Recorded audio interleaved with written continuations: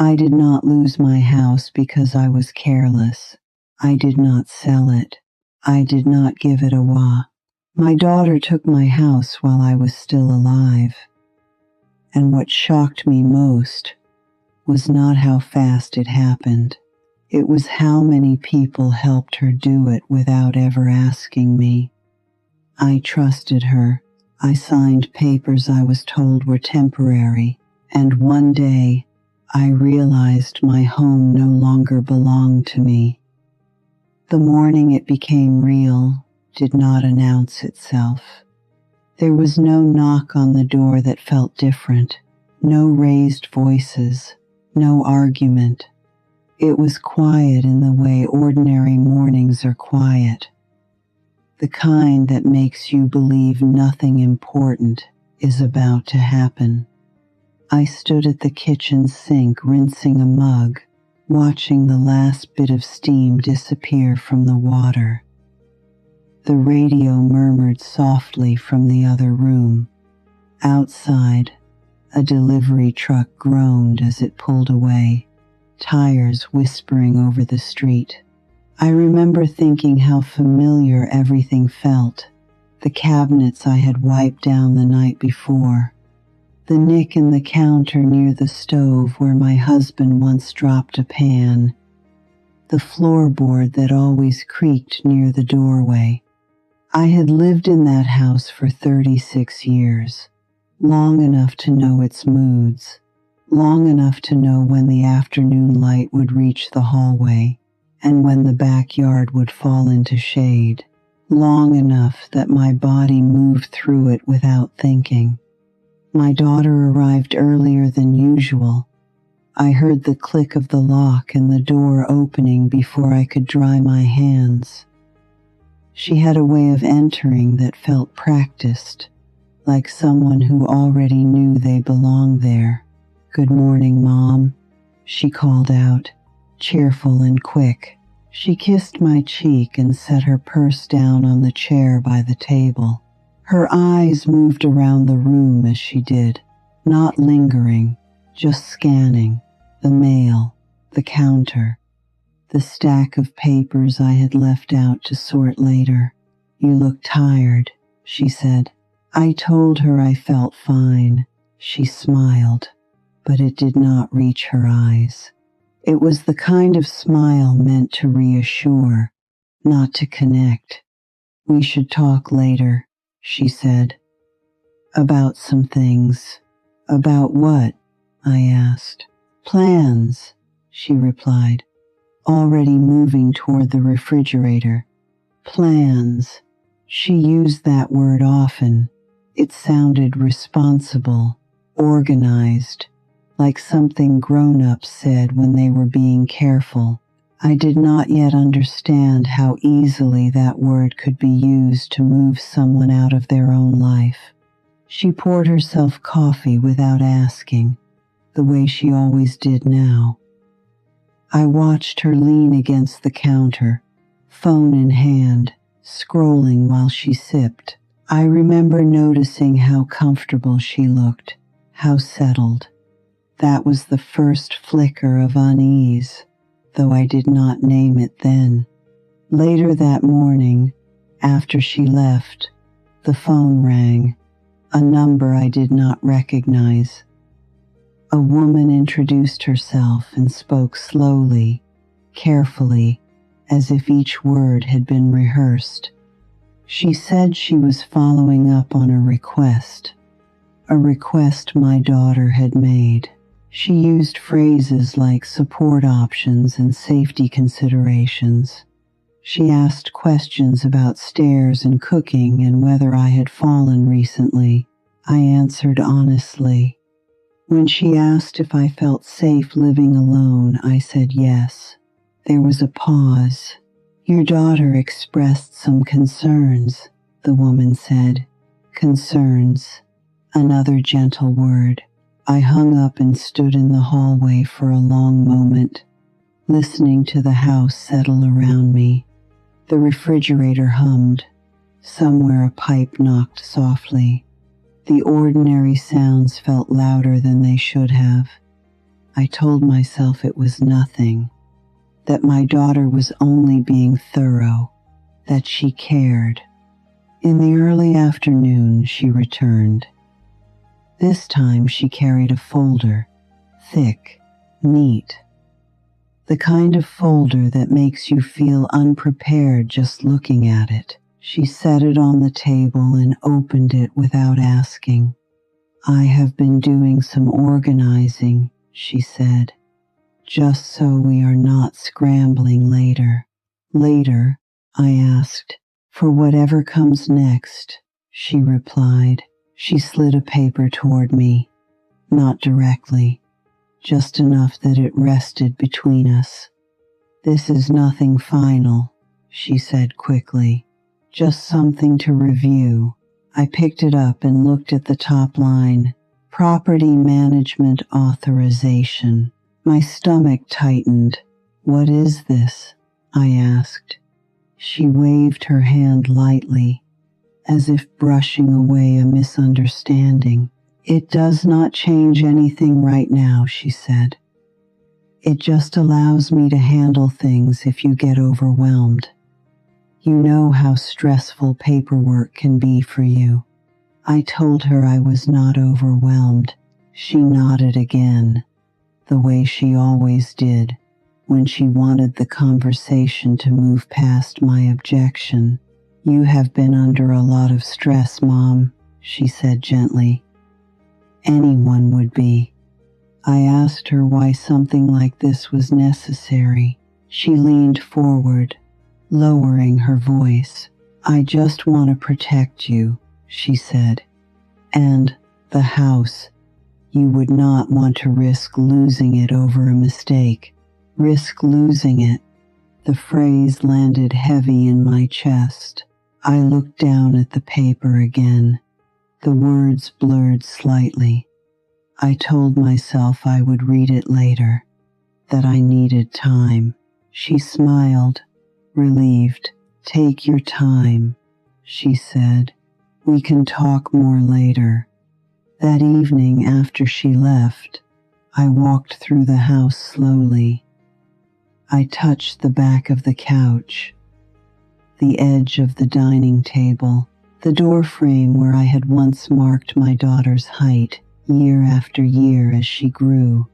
Nothing had changed, and yet something had shifted. I did not sleep well that night. The house felt larger than usual, too quiet. Every small sound woke me. The tick of the clock, the wind against the windows. In the early hours, I sat up in bed and thought about the paper on the table, about the phone call, about the way my daughter had spoken, not with urgency, but with certainty. I realized then that the shock was not about the document itself. It was the feeling that decisions were being made nearby, carefully, politely, without me at the center of them. And as I lay there listening to my own house breathe around me, a question surfaced that I could not push away. If this was only planning, why did it already feel like I was being prepared for removal? That was the moment the ground shifted, quietly, before everything became documents and decisions. Before my name was written into forms I did not recognize, my daughter and I had a history that felt solid, not perfect, but dependable in the way you trust a bridge you have crossed 1,000 times. You stop checking the bolts. You assume it will hold. I raised her mostly on my own. Her father died suddenly when she was 10 years old. One minute he was arguing with her about homework, the next minute he was gone. A heart attack that came without warning, without time to prepare. The house felt hollow after that, like sound traveled farther than it should. She did not cry much at first. She asked questions instead, practical ones. Who would take her to school? Who would help her with math? who would fix the leaking sink. I remember sitting at the kitchen table with her long after midnight, the clock ticking loudly on the wall, promising her we would figure it out together, and we did. I worked longer hours. I took a second job. I learned how to stretch groceries and patch things myself. She learned how to fold laundry properly and heat leftovers without burning them. We became a unit, tight, self-sufficient. People often told me she was mature for her age, responsible, reliable. I was proud of that. I did not realize then that responsibility, when left unchecked, can slowly turn into authority. As she grew older, she took on a tone with me that felt protective at first. She reminded me of appointments, told me which vitamins I should be taking, gently corrected me when I forgot a word or misplaced my glasses. "You are just tired, Mom," she would say, or stressed. I laughed it off. Everyone forgets things sometimes. When I turned 70, she began using phrases like, "just to be safe and better to plan ahead." When my joints started aching and I moved more slowly, she noticed before I did. Or maybe she noticed, and I trusted her noticing more than my own sense of myself. After I retired, the days became quieter, too quiet sometimes. The house held its breath. That was when she started coming by more often, bringing groceries, rearranging drawers, suggesting changes. "You should not have to worry about all this," she would say, stacking papers neatly. "Let me handle it." It felt like relief, like love. When my husband's health began to fail, her presence increased. She came to appointments, sat beside me in the waiting rooms, took notes while doctors spoke. I asked questions I did not know how to phrase. The doctors looked at her when they answered. I let them. It was easier. When hospital visits became more frequent, she suggested organizing paperwork, advanced directives, emergency contacts, forms that sounded responsible and necessary. "You do not want to deal with this when you are upset," she said. "Let's just get it done now." I trusted her because I always had. I signed things because she told me they were standard, temporary, only for emergencies. I did not read every line. I did not imagine a day when my presence would be acknowledged but bypassed. Looking back, there were moments that should have unsettled me. Times when she answered for me too quickly.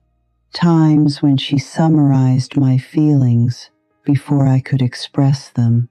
"Mom gets overwhelmed easily," she would say with a small smile. I laughed along. I told myself it was age, stress, grief. That needing help did not mean losing authority. The hospital became the place where this dynamic deepened. Nurses learned her name. Doctors asked if she was the decision maker. I corrected them at first, then less often. Each time I stayed quiet, it felt like relief and like something slipping away. The day before that conversation in the bright hospital room, she arrived early, already speaking with staff when I walked in. I remember standing in the doorway, adjusting my coat, watching her gesture confidently. I felt proud. I also felt unnecessary. That feeling followed me into the room and settled beside me. When the doctor later mentioned that I had difficulty making decisions under stress, I realized how easily a pattern becomes a record, how concern turns into documentation, how love, when left unquestioned, can slowly rewrite the story of who you are. At that moment, the past rearranged itself in my mind. All the times I stepped back, all the times I let her lead, all the times I told myself this was what families did. I understood then that the ground had not cracked suddenly. It had been worn down carefully over time, and I had helped. The first lie did not arrive loudly. There was no argument, no raised voice, no moment where I felt I needed to defend myself. It came wrapped in calm language, delivered with the same gentle tone my daughter had used for years.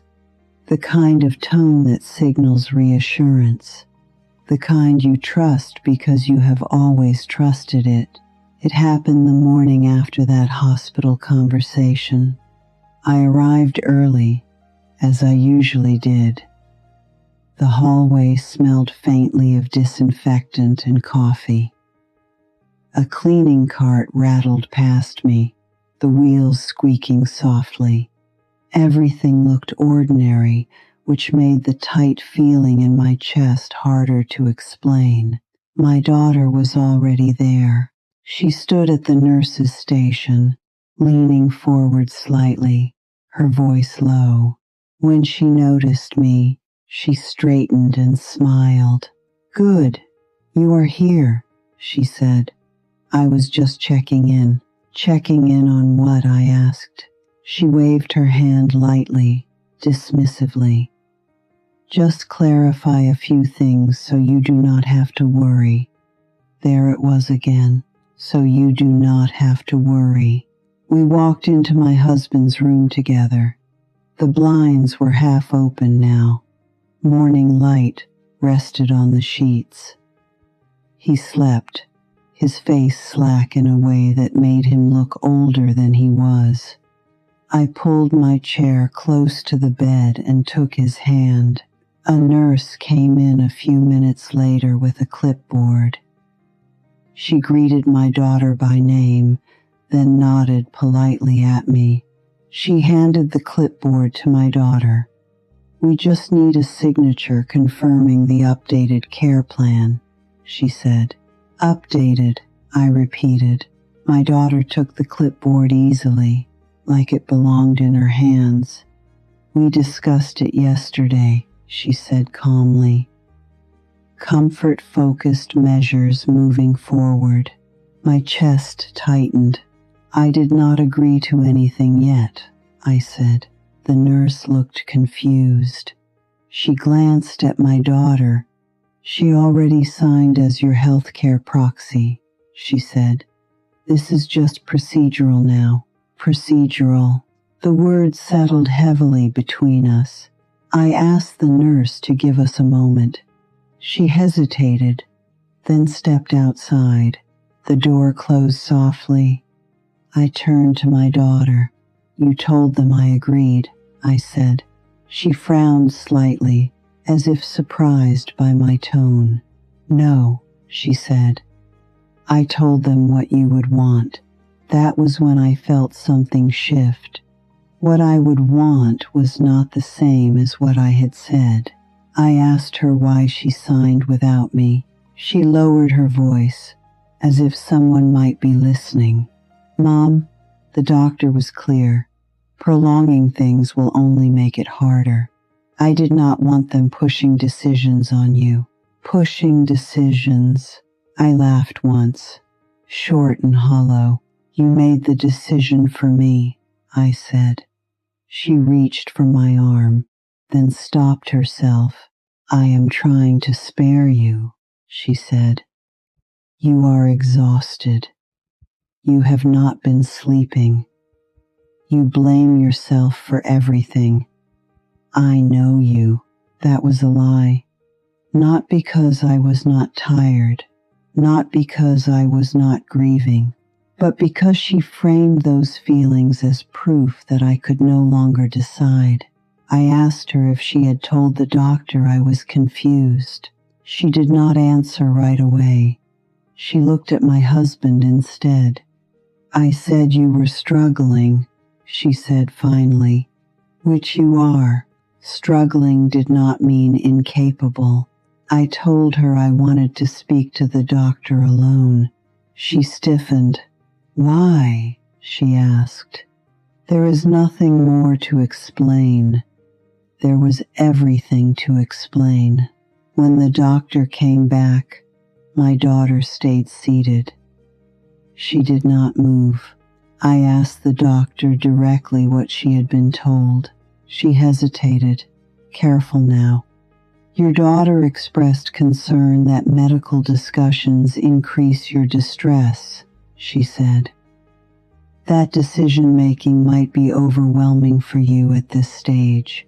I felt heat rise behind my eyes. Did you observe that yourself? I asked. The doctor paused. No, she said quietly.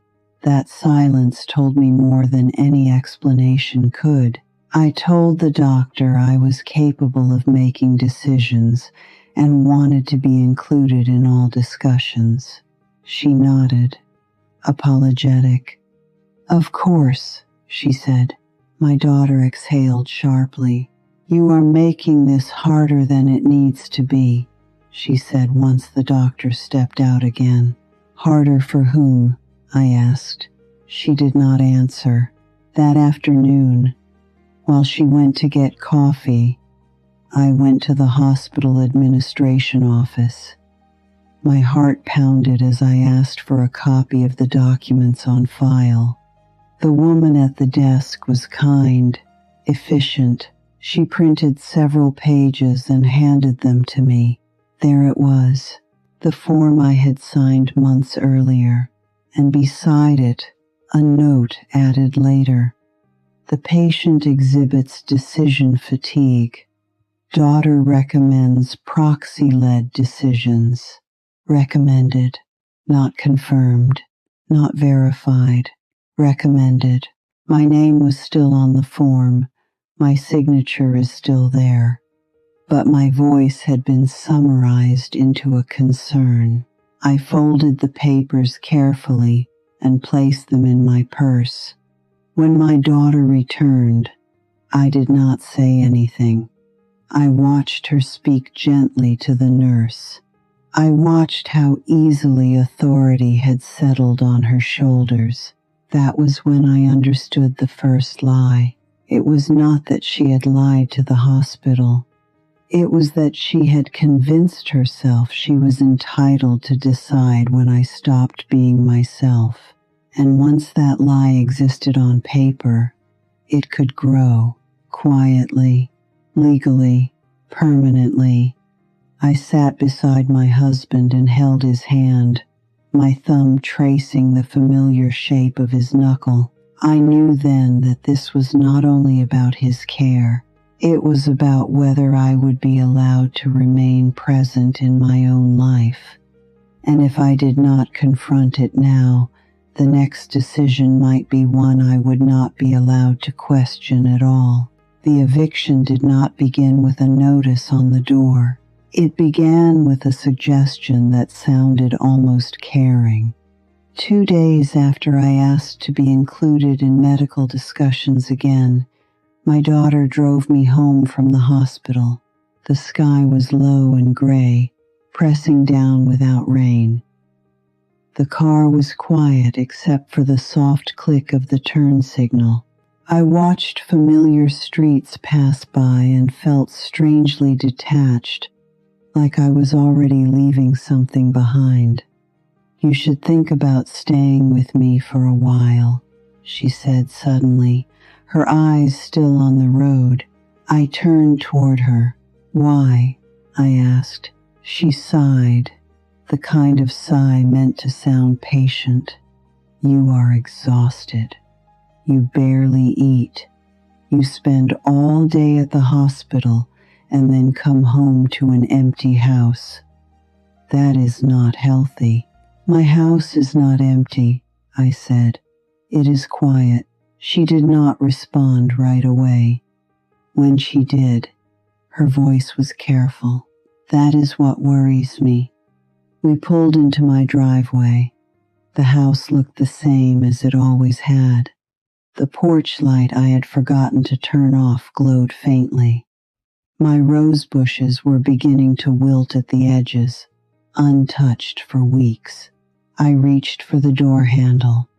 Just think about it, she said. We can talk later. I did think about it. All night. The next morning she came by unannounced. She let herself in with the spare key I had given her years earlier. I was standing at the kitchen counter, staring at the coffee pot, when I heard the door open. "Mom," she called. "It is me." I did not turn around. She walked in briskly, already in motion. "I spoke to a social worker at the hospital," she said, "just to get some guidance." My stomach tightened. "About what?" I asked. "About support options," she replied. "In case things get harder." Harder for whom? She placed a folder on the table. Inside were brochures. Assisted living, short-term residential care, transitional housing.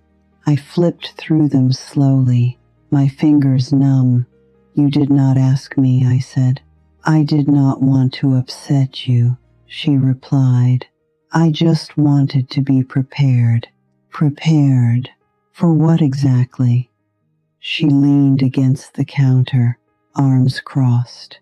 "Mom, if your husband does not improve, you will not be able to manage everything alone. Someone has to think ahead." Someone, not me. I told her I was not leaving my home. She nodded, as if I had said something expected but incorrect. "We will see," she said gently. That afternoon, I received a call. It was from a woman at the hospital who introduced herself as a case coordinator. "We are just following up," she said. "Your daughter expressed concern about your living situation." Concern again. She asked me questions about cooking, about driving, about whether I had fallen recently. I answered honestly. When she asked if I felt safe living alone, I said yes. There was a pause. "Your daughter mentioned you have been forgetting things," she said. I asked her to be specific. She could not. That evening, I found an envelope taped to my front door. It was from my daughter. Inside was a typed list. Medications, appointments, important documents. At the bottom, one line stood out: temporary housing plan. I sat at the kitchen table for a long time, staring at those words. Temporary. I called her. "Why are you planning my life without me?" I asked. She sounded tired. "Because you will not," she replied. I told her she could not force me to leave. She hesitated just long enough for me to hear it. "I am trying to prevent a crisis," she said. "If something happens, this house is not safe for you." The next day, 2 people came to my home. A woman with a clipboard and a man in a polo shirt with a logo I did not recognize. They introduced themselves as part of a home safety assessment requested by my daughter. They walked through my house, noting rugs, stairs, the bathtub. I followed them like a guest. The woman smiled sympathetically. "Many families go through this," she said. "Transitions are hard." I asked what would happen if I refused. She glanced at the man, then back at me. Then recommendations would be escalated, she said. Escalated. That night, I lay in bed listening to the house settle around me. The familiar creak of the floorboards, the hum of the refrigerator. This house has held my life for decades, and now it was being described as a liability.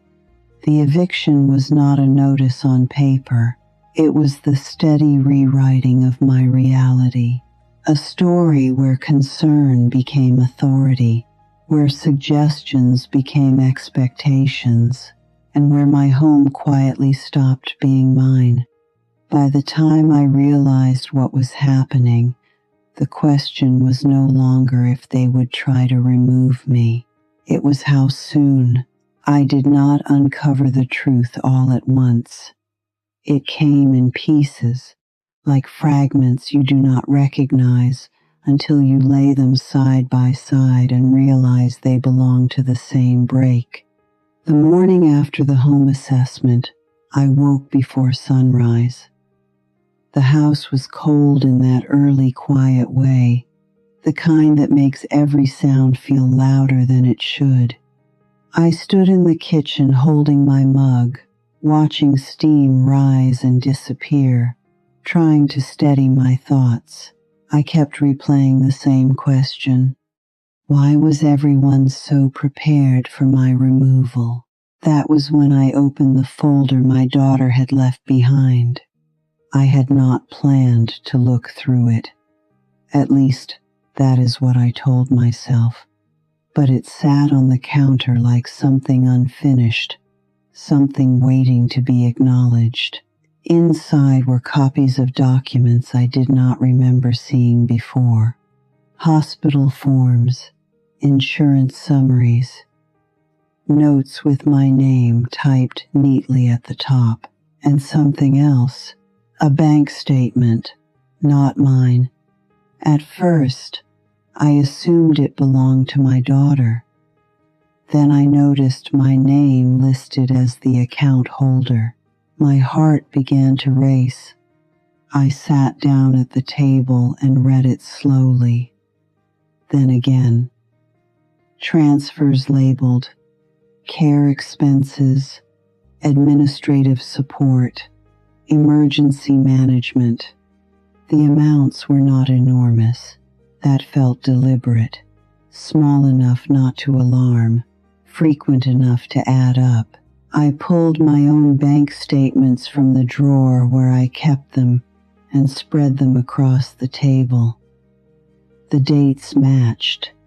Every transfer lined up with a hospital visit, a meeting, a phone call where she had told me she was handling things. I remembered her saying not to worry about bills, that she had moved money around to make things easier. I had believed her. I logged into my account online, something I rarely did. My hands shook as I typed. There were linked accounts I had never seen before. One listed her name, authorized access. I felt dizzy. I scrolled further. Another document appeared in the folder, a draft letter addressed to adult services. It outlined concerns about my capacity, about confusion, about inability to manage finances independently. I stared at it, my mouth dry. It had not been sent yet, but it had been written, prepared. That was when the truth settled in, slow and painful. This was not just about care. It was about control. I thought about the hospital conversations, the assessments, the suggestions that no longer felt like suggestions. I thought about the money being moved quietly, labeled as support. I thought about the version of me being described on paper. A woman who was fragile, dependent, uncertain. That version did not feel like me. That afternoon, I called my bank and asked for a full printout of all linked accounts and authorizations. The woman on the phone was polite, professional.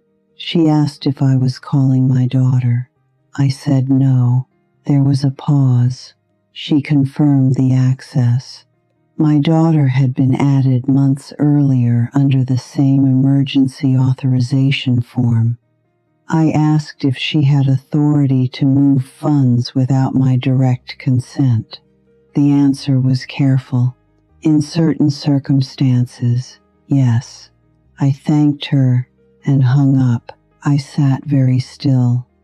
The house felt different then, not unsafe, but I watched. I realized the discovery was not only financial. It was understanding that a narrative about me already existed, one I had not written, and that narrative was being used to justify decisions I had never agreed to. I gathered everything: statements, forms, notes. I placed them in a single folder and wrote one word on the front: truth.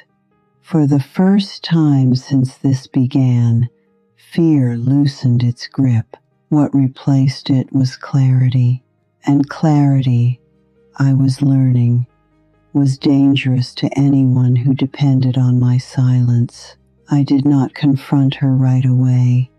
I needed time to sit with what I had learned, to let the shock harden into something steadier. Anger would have been easier, but anger blurs the edges. I needed clarity. I needed to know exactly what I was standing on. The opportunity came sooner than I expected. She arrived that evening with groceries I had not asked for. 2 bags, neatly packed.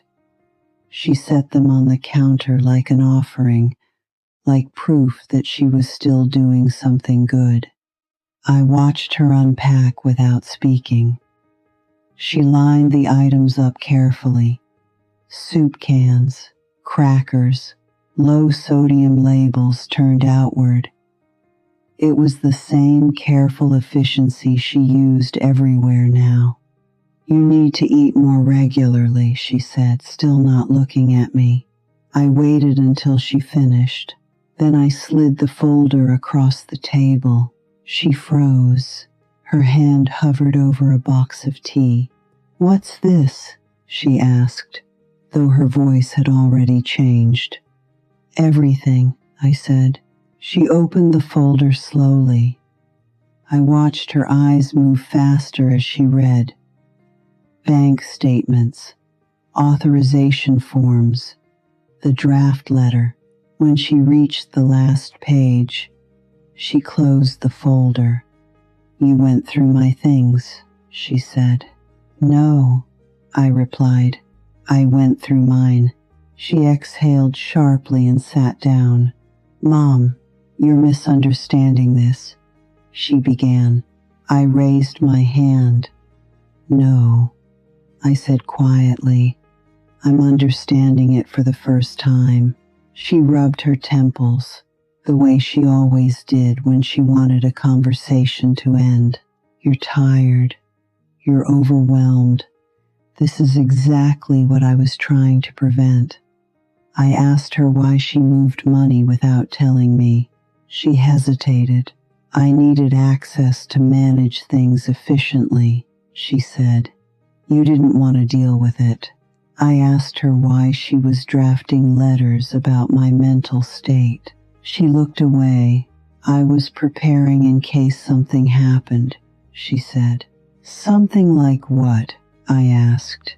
"Like you making a mistake that couldn't be undone," she snapped.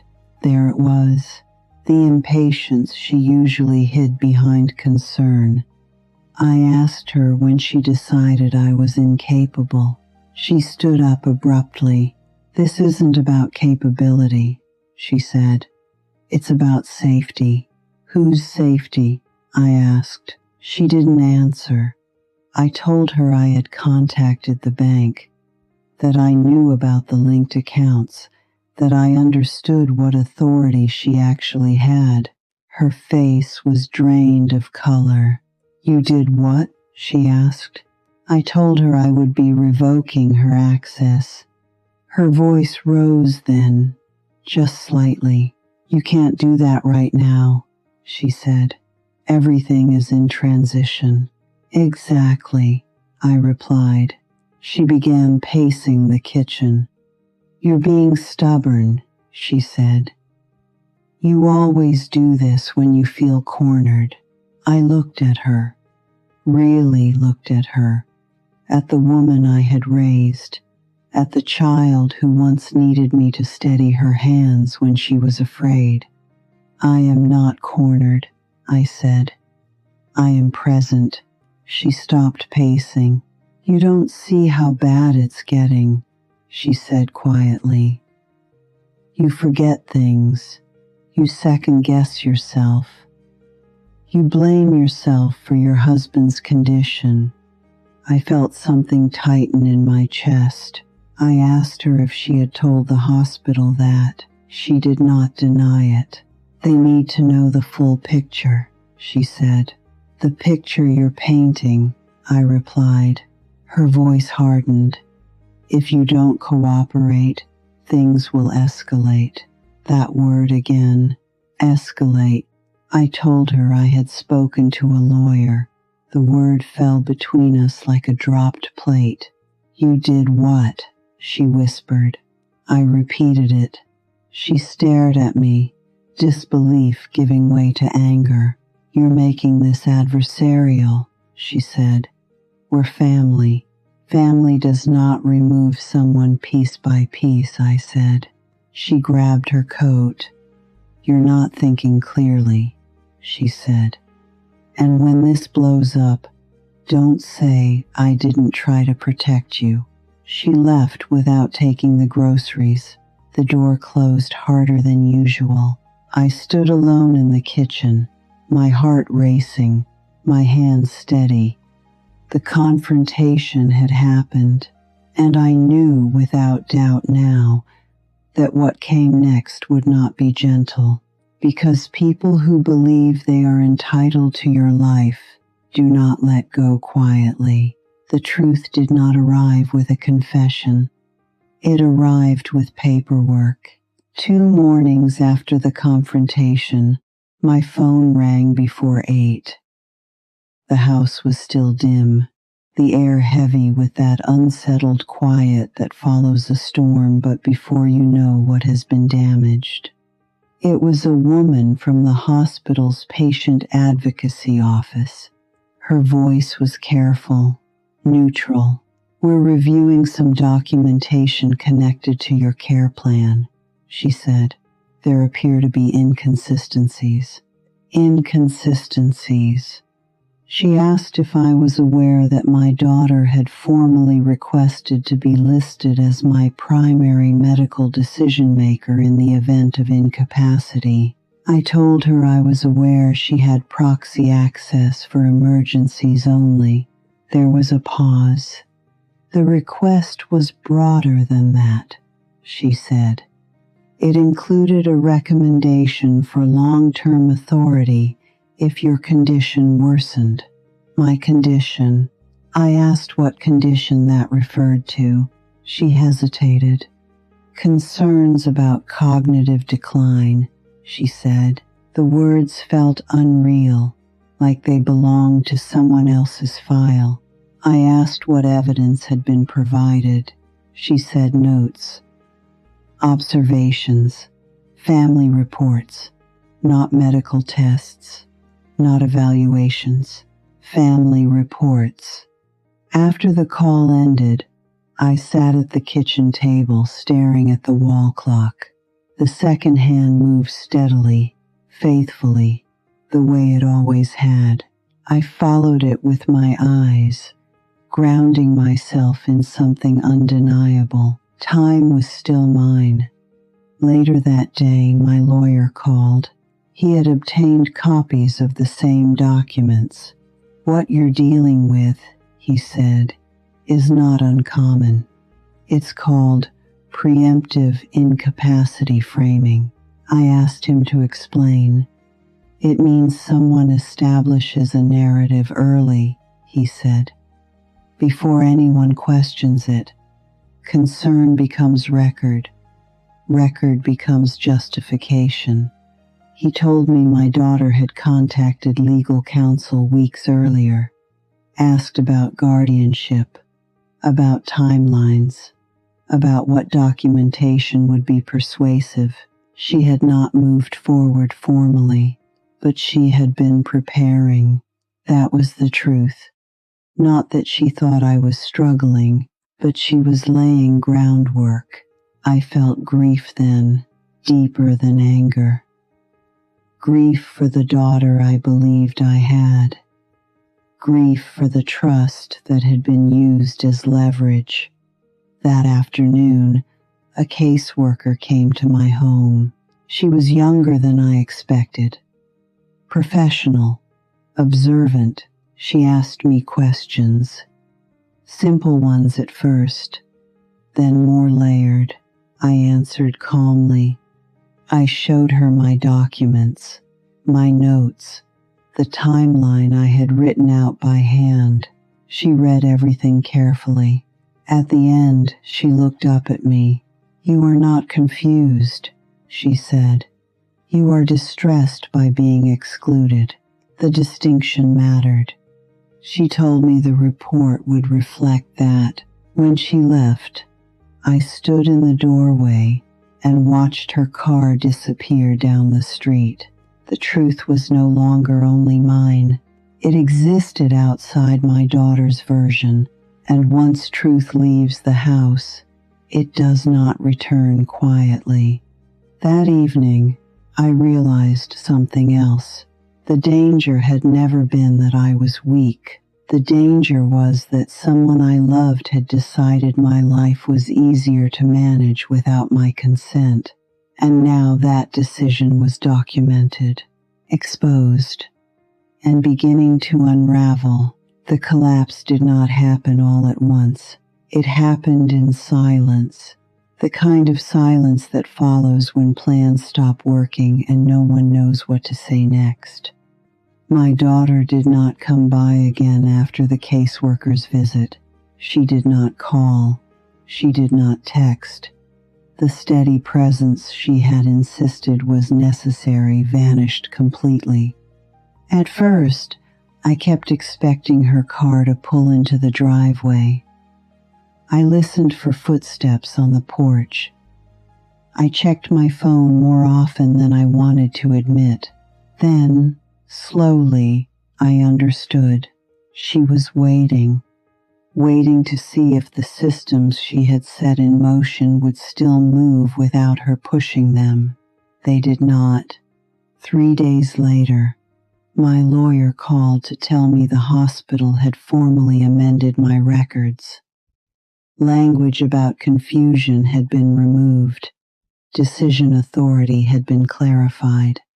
All future medical discussions were to include me directly, without exception. That same afternoon, the bank confirmed that all secondary access had been revoked. No more linked accounts. No more quiet transfers disguised as assistance. When structures built on assumption lose their footing, they fall quickly. The next call came from my daughter. Her voice sounded unfamiliar, thinner, less certain. "Mom," she said, "we need to talk." I told her I was listening. She did not start with concern this time. She started with frustration. "Do you have any idea what you've done?" she asked. "You've made people think I was trying to take advantage of you." I said nothing. "I've been getting calls," she continued, "from the hospital, from the bank, from people asking questions. Questions only matter when answers are missing," I said. She went quiet. I could hear her breathing. "I was just trying to help," she said finally. "Help does not erase someone," I replied. Her voice wavered. I was scared, she said. Everything was changing. Your husband was sick. You were overwhelmed. I did not know how to fix it. Fixing does not require control, I said. There was a long pause. Then she said something small. I did not think you would fight back. That was the collapse. Not paperwork, not of authority, but of the illusion that I would always yield. She hung up shortly after. Not angrily, not kindly, just defeated. That evening, I walked through my house slowly. I touched the door frames, the backs of chairs, familiar surfaces grounding me in something solid. The threat had receded, not because she apologized, but because the truth had been strong enough to stand on its own, and once it did, everything built on silence had nowhere left to hide. The house feels different now, not louder, not emptier, clearer. In the mornings, I sit at the kitchen table with my tea and listen to the small sounds I used to ignore. The clock is ticking on the wall. The kettle settles after it clicks off.